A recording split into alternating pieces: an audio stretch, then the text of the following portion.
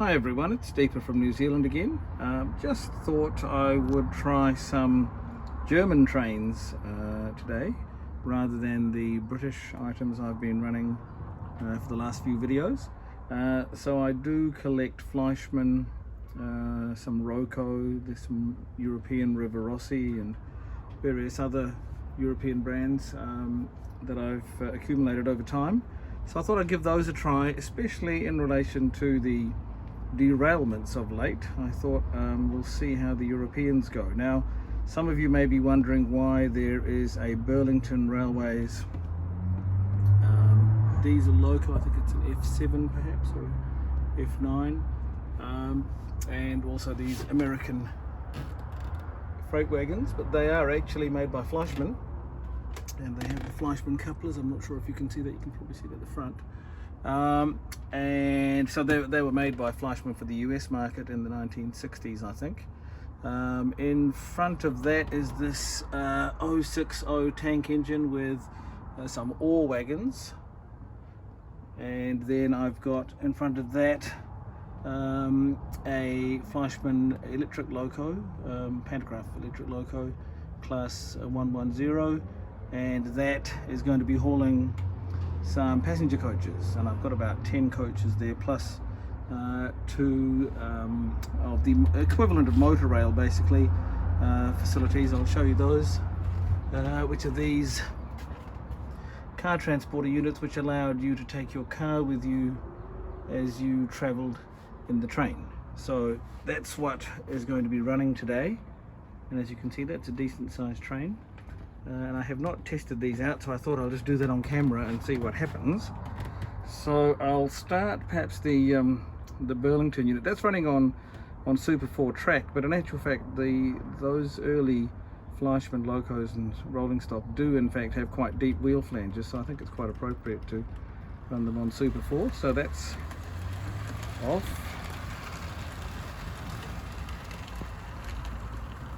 And typically for Fleischmann the loco mechanism is almost inaudible, and the wagons all have metal wheels and have some weight to them, so that's obviously off and running quite nicely. I'll run it at about that speed for a freight train, I guess. See what happens to that. Hopefully there shouldn't be any issues there since it's not going too quickly, and I'll follow that round the layout in a minute. Just starting the little steam loco now, and for that it's quite low geared, so I think that shouldn't have any trouble getting up my incline, because that's on the track with the incline.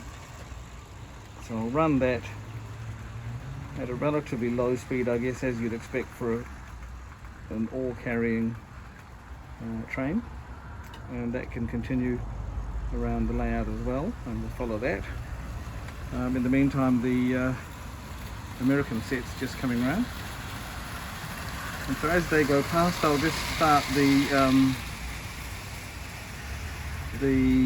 electric passenger set, and again a very nice quiet mechanism in that loco.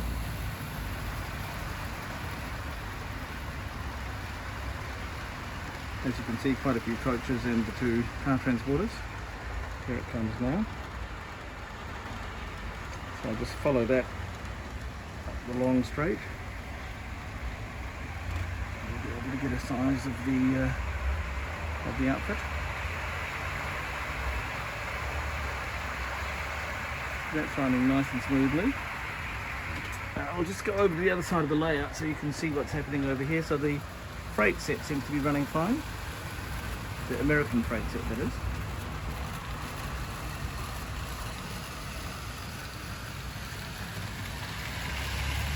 Tolerating the Super 4 points as well. I'm not sure what's happened to the tank loco. Here it comes. So that's made its way around, so it must have got up the incline okay. And now coming down.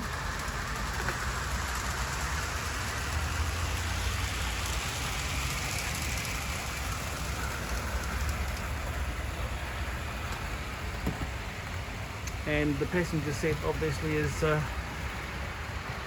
running well as well.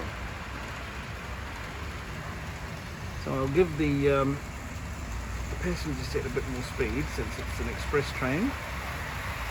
See what happens next. The freight loco appears to have gathered speed on its own. That controller setting has not been changed, but it definitely goes a bit faster. The opposite side is still going at the same speed, so I'll just follow that maybe, and we'll see how that managed the incline and how it got around that sharpish bend at the top.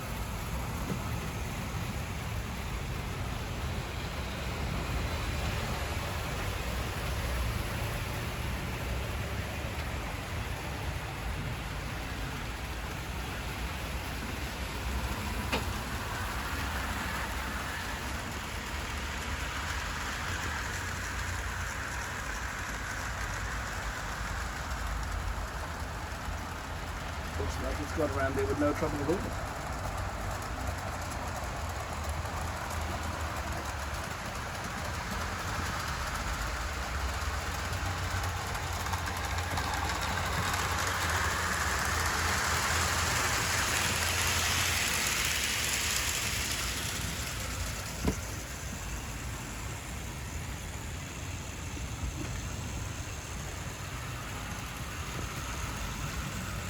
Comes the Passenger Express.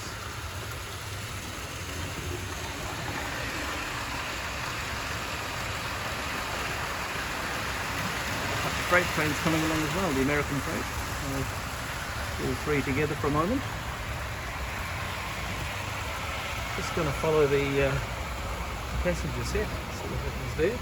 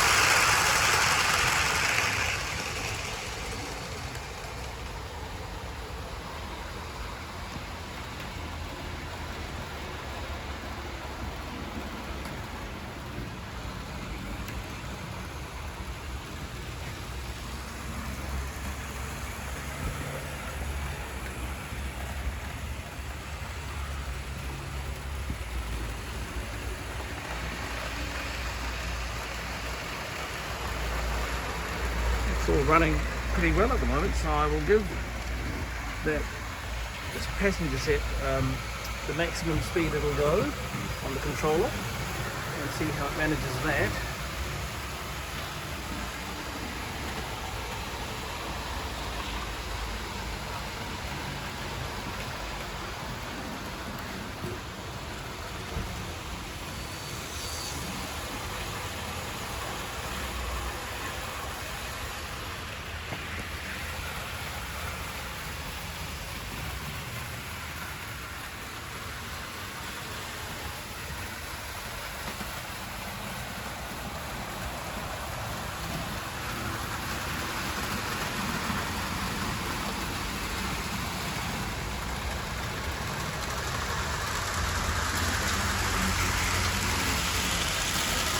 Oops, there appears to be an interesting development there which is going to cause a problem in a minute if I don't get the controllers quickly.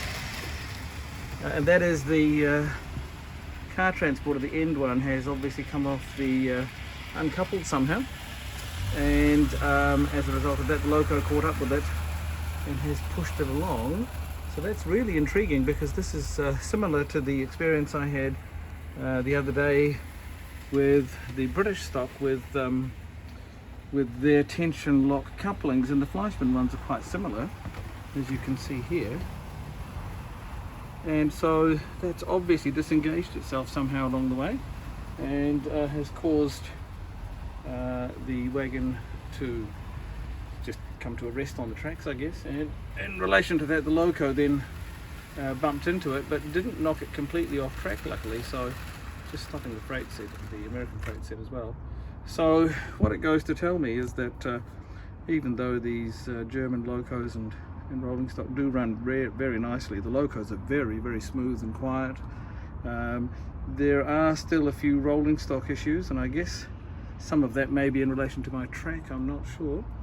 It's certainly not perfect, and it has heated up a bit with the temperature up here in the attic, probably about 35 degrees. I don't know if you can see very well there, but that track, I've had to unpin most of the track so it can just move around naturally as it needs over the course of a hot day, and then cooling down again. So it's possible, I guess, that the track is contributing to some of those things, and it may well be the age of the rolling stock. These are all things that I wanted when I was a child in the 60s and 70s, and this loco is from the 60s.